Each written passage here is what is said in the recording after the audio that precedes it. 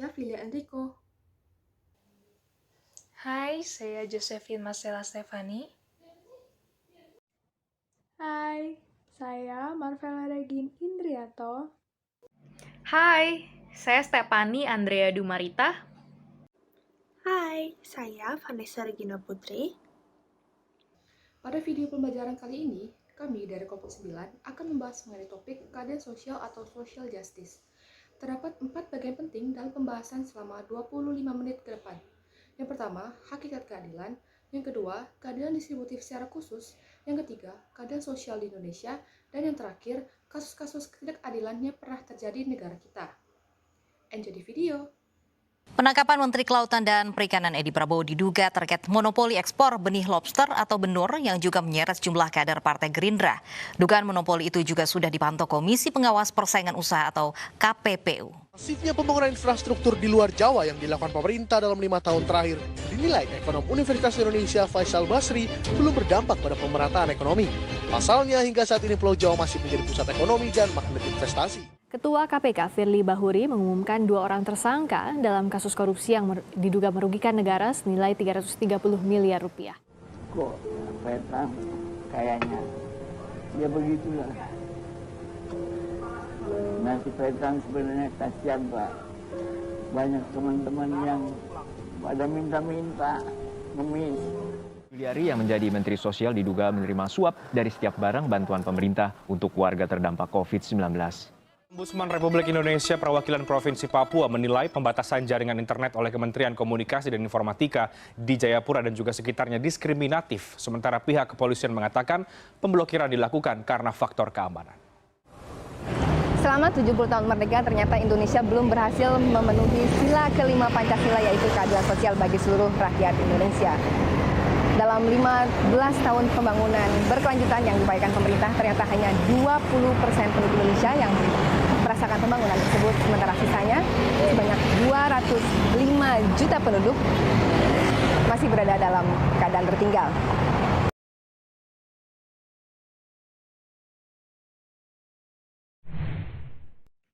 Jadi, berawal mula dari orang Romawi kuno yang terkenal akan kemampuannya dalam menciptakan suatu sistem hukum bernama Ius Romanum, berhasil juga menciptakan suatu batasan mengenai keadilan. Mereka menggambarkannya dengan sebutan Tribuere Cuique Sum, atau disebut juga dengan To Give Everybody His Own, yang artinya memberikan semua orang yang empunya. Arti dari keadilan adalah memberikan setiap orang apa yang menjadi haknya. Contoh dari keadilan adalah memihak pada yang benar, tidak berpihak pada salah satunya, dan tidak berat sebelah. Berikutnya, mari kita bahas 3 ciri khas keadilan. Disebut sebagai ciri khas karena ketiga hal ini merupakan suatu keharusan yang harus ada dalam keadilan. Yang pertama, keadilan tertuju kepada orang lain. Masalah keadilan atau ketidakadilan muncul ketika ada relasi antar manusia, yaitu bagaimana perlakuan kita terhadap mereka atau perlakuan mereka terhadap kita. Jadi, tindakan berlaku adil atau tidaknya selalu menyangkut hubungan antara 2 orang manusia atau lebih. Yang kedua, keadilan harus ditegakkan atau dilaksanakan. Keadilan adalah suatu kewajiban yang harus dilaksanakan semua orang. Melaksanakan keadilan ini berkaitan dengan pemenuhan hak orang lain, sehingga tindakan memenuhi hak ini bukanlah sebuah pilihan, melainkan kewajiban. Kewajiban kita dalam memenuhi hak orang lain harus didasarkan pada keadilan. Sebagai contoh, majikan yang memberikan gaji kepada karyawannya. Ini merupakan kewajiban yang didasarkan pada keadilan, yaitu keadilan dalam memberikan gaji kepada setiap karyawannya. Yang ketiga, keadilan menuntut kesamaan. Keadilan harus menyangkut semua orang tanpa ada yang dikecualikan. Kita harus memberikan kepada setiap orang apa yang menjadi haknya. Sebagai contoh, memberikan gaji yang adil kepada semua karyawan tanpa ada satu orang pun yang diabaikan. Namun, perlakuan yang sama di sini tidak selalu berarti sama rata. Sekian pembahasan dari 3 ciri khas keadilan.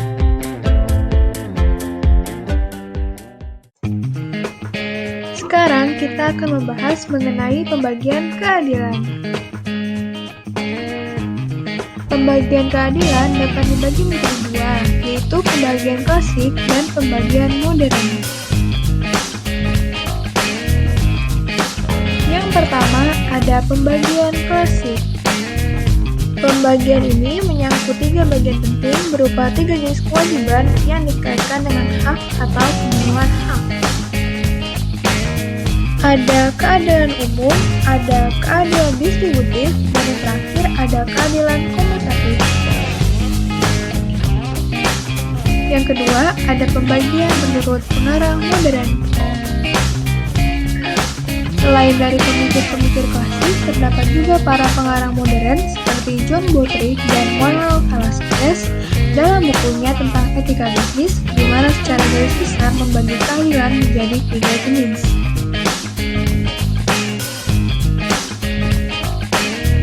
Ada keadilan distributif, keadilan retributif, dan keadilan kompensatoris. Terdapat 3 syarat yang harus diperhatikan dalam keadilan kompensatoris. Yang pertama, kerugian yang disebabkan oleh tindakan yang sah tidak ada kewajiban kompensasi. Lalu, perbuatan seseorang harus sungguh-sungguh menyebabkan kerugian. Yang terakhir, ada unsur ketidakhati-hatian. Ada juga 3 syarat untuk menilai adilnya atau tidak adilnya suatu hukuman. Yang pertama, kesengajaan atau kebebasan di mana orang yang salah dengan sengaja dan tanpa paksaan melakukan yang dilakukannya.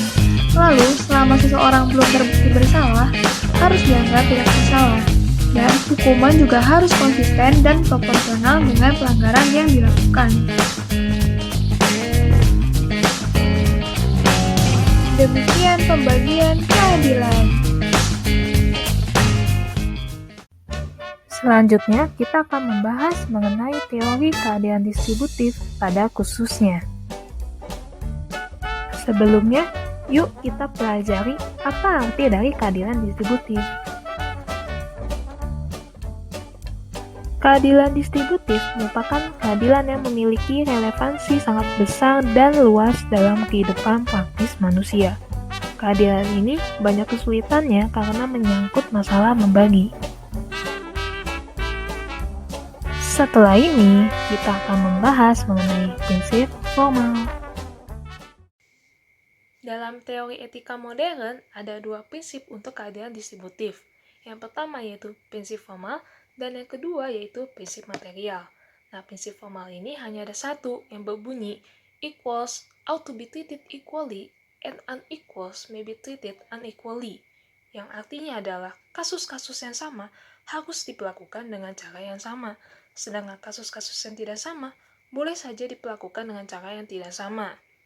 Namun, prinsip formal ini hanya menyajikan bentuk. Dalam praktiknya, kita tidak segera tahu kasus atau orang mana yang akan dianggap sama. Oleh karena itu, prinsip formal saja tidak cukup sebagai pegangan dalam melakukan praktik membagi dengan adil. Oleh karena itu, dibutuhkannya prinsip material yang akan menjelaskan bagaimana cara mengimplementasikan keadilan dalam kehidupan nyata. Maka dari itu, mari kita simak cuplikan video berikut ini.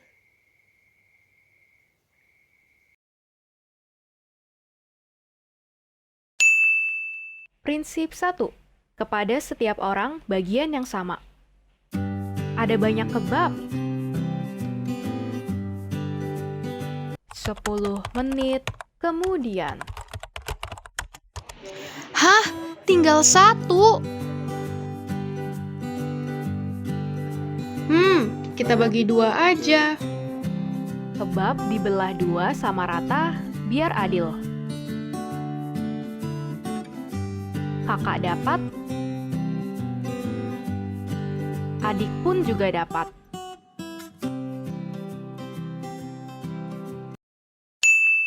Prinsip 2. Kepada setiap orang sesuai dengan kebutuhan individualnya. Ceritanya, Mama Nesa mau kasih uang jajan.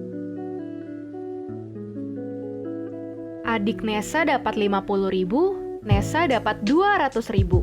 Nesa dapat banyak uang jajan karena kebutuhannya sebagai mahasiswa lebih besar daripada adiknya. Prinsip 3.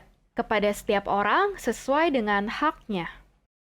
Ceritanya, Jojo mau lihat nilai ujian.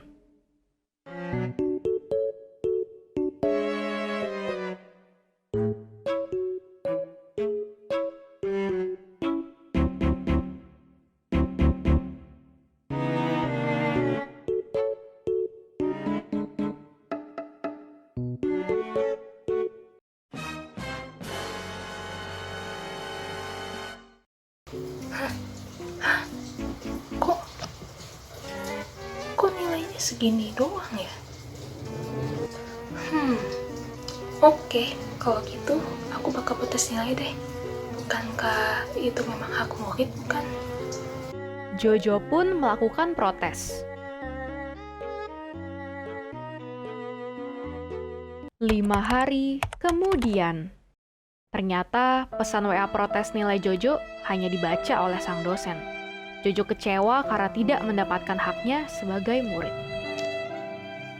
Sayang sekali, ketidakadilan terjadi di sekolah.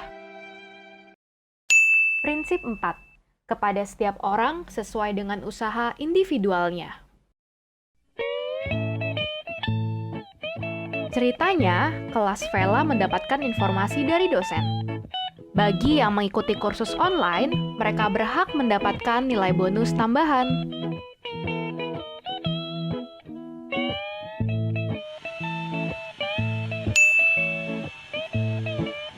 Vela membuka platform kursus online dan mulai menyelesaikannya untuk memperoleh tambahan nilai sesuai yang dijanjikan dosennya. Seminggu kemudian, Vela berhasil memperoleh sertifikat dan mengirimkan buktinya kepada sang dosen.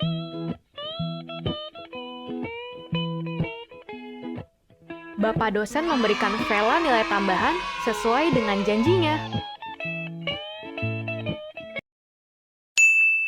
Prinsip 5. Kepada setiap orang sesuai dengan kontribusinya kepada masyarakat. Halo, Ma. Halo, ya, sayang. Kok aku nggak divaksin ya, Ma? Padahal aku udah nunggu lama loh. Padahal vaksinnya udah datang dari dulu. Iya deh, tunggu dong, sayang. Tenaga medis dulu. Kan tenaga medis dari Jepang. Yang divaksin, baru masyarakat luas. Kamu kan tahu, tenaga medis itu kan yang beresiko dan rentan terhadap COVID ini. Ditunggu aja ya, sayang. Kan dapat kok jatahnya. Bener juga ya, Ma. Karena emang tenaga medis lah yang paling berkontribusi kan selama pandemi ini. Jadi wajar aja dan sangat adil kalau tenaga medis lah yang pertama kali dapat vaksin. Semoga aku bisa divaksin ya, Ma. Iya dong, pasti semua dapat. Tunggu gilirannya ya, oke? Siap. Dadah, Mama. Selamat bekerja. Dadah. Prinsip 6. Kepada setiap orang sesuai dengan jasanya. Ceritanya, Tasya adalah seorang karyawan. Ia adalah seorang pekerja keras yang bekerja dari pagi hingga malam untuk meningkatkan nama perusahaannya. 5 hari kemudian,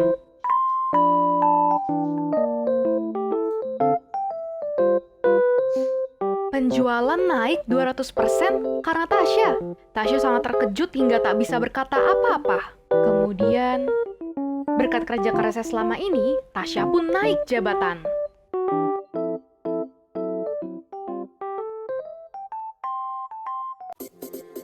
Teori keadilan distributif.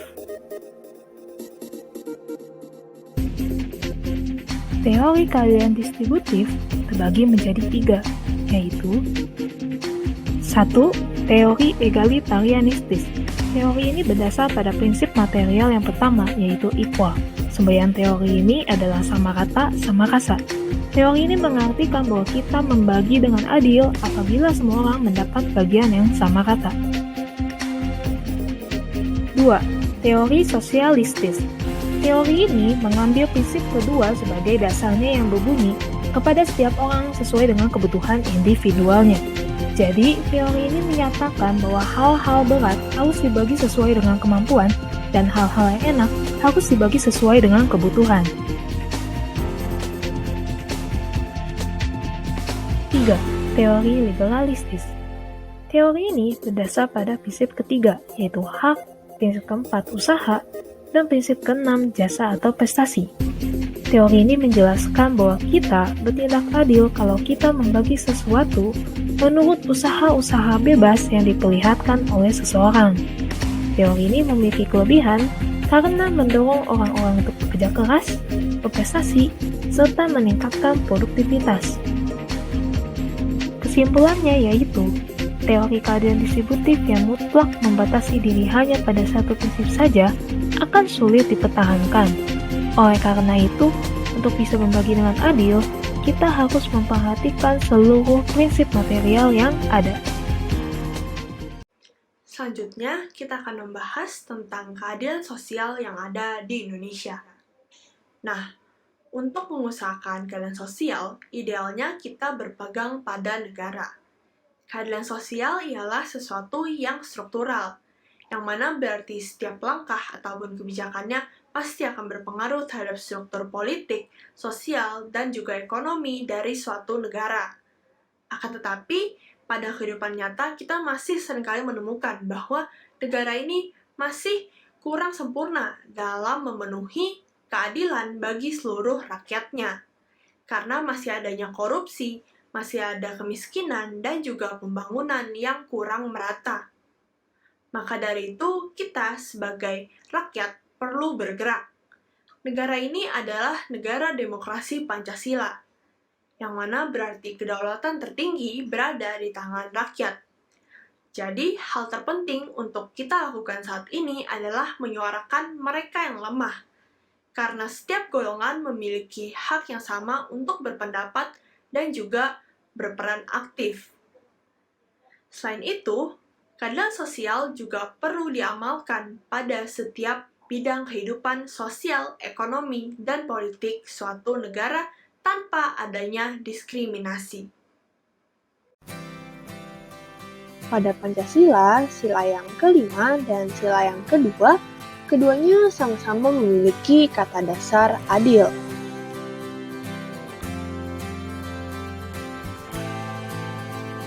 Lantas, apa perbedaan makna adil yang ada pada sila kedua dan kelima Pancasila? Pada sila yang kedua, makna adilnya merujuk pada kemanusiaan, hak asasi manusia, dan pemenuhan HAM. Sedangkan pada sila yang kelima merujuk pada kepentingan umum, kesejahteraan bersama, kemajuan yang merata, dan kenyamanan bersama. Dan juga berarti tidak menggunakan hak milik untuk merugikan kepentingan umum. Kemudian, adanya semangat gotong royong, serta menolak kolonialisme atau penjajahan. Insinyur Soekarno pernah berkata, keadilan sosial ialah suatu masyarakat atau sifat suatu masyarakat adil dan makmur, berbahagia buat semua orang, tidak ada penghinaan, tidak ada penindasan, tidak ada penghisapan. Setelah belajar mengenai keadilan, let's go to the last part. Bagaimana dengan kasus-kasus ketidakadilan di Indonesia ya?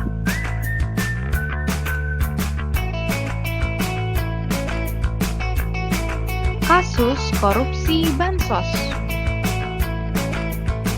Juliari Batubara, mantan Menteri Sosial, telah melakukan korupsi dana paket bantuan sosial penanganan COVID-19 di bulan Juni dan Juli 2020. Paket bantuan sembako di Kemensos tersebut bernilai 5,9 triliun rupiah. Sayang sekali, perwujudan keadilan sosial oleh pemerintah lewat bansos malah dikorupsi oleh pejabat negara sendiri. Perekonomian yang tidak merata. Ketika orang-orang Jakarta hidup dengan status pembangunan manusia yang sangat tinggi, IPM di Papua tahun 2020 sebesar 60,44, IPM Jakarta 80,77. Kesenjangan perekonomian dan pembangunan infrastruktur masih terasa. Dikarenakan kesenjangan akses distribusi, biaya angkut atau ongkir sangat besar ke daerah timur. Dampaknya adalah harga barang lebih mahal daripada harga ibu kota. 1 kilogram gula bisa mencapai Rp30.000 dan air mineral berukuran sedang mencapai Rp20.000. Lalu, apa yang seharusnya dilakukan oleh pemerintah? Dengan demikian, terdapat 3 hal penting yang perlu dilakukan dan diperhatikan oleh negara. Yang pertama adalah menjaga kepentingan umum, yaitu kepentingan bersama yang tidak bisa dilakukan oleh warga negaranya sendiri. Kalau kita lihat dari kasus Papua tadi, seharusnya negara bisa menjamin pembangunan nasional agar dilakukan secara merata dan tidak hanya terfokus pada pulau-pulau tertentu saja. Yang kedua, menjaga kepentingan bersama dengan bantuan dari negara, seperti memberikan bantuan sosial secara transparan. Karena bagaimanapun juga pendapatan negara berasal dari rakyat sendiri. Yang terakhir adalah memberdayakan rakyat bukan melucuti hak-haknya, yakni dengan menghormati kedaulatan rakyat bukan mengingkarinya. Dengan masih adanya korupsi dalam lingkup pemerintahan, maka dipastikan kedaulatan rakyat telah ternodai. Harapannya adalah semua anak bangsa Indonesia memiliki kesempatan yang sama untuk mendapatkan akses layanan publik, kesehatan, pendidikan, dan infrastruktur yang bagus, didukung dengan institusi pemerintahan yang bersih dari korupsi.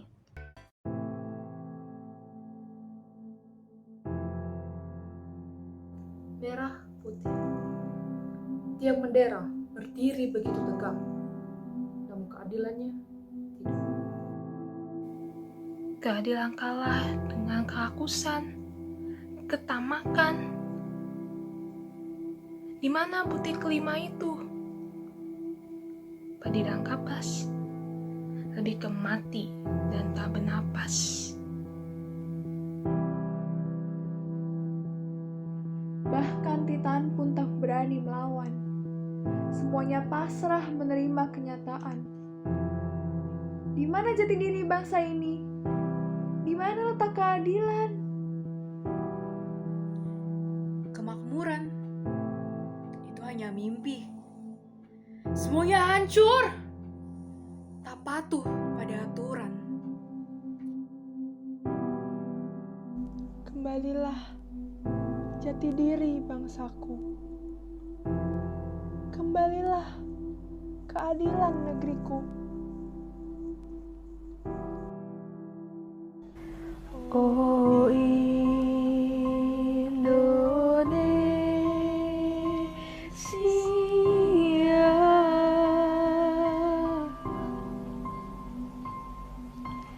padi dan kapas bukan hanya simbol belaka.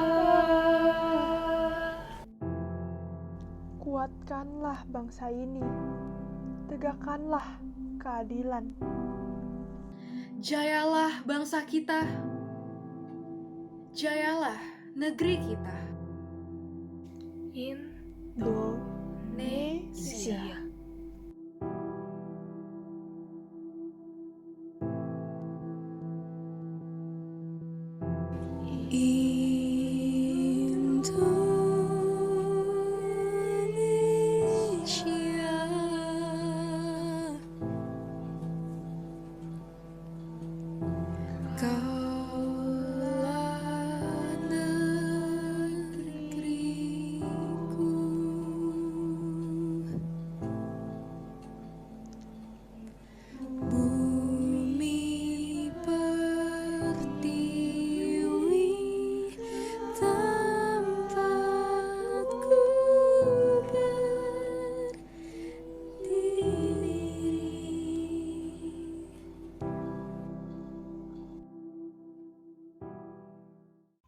Pagi-pagi sapi makan jerami, tidak lupa minum air kelapa. Sekian pembahasan dari kami, terima kasih dan sampai jumpa.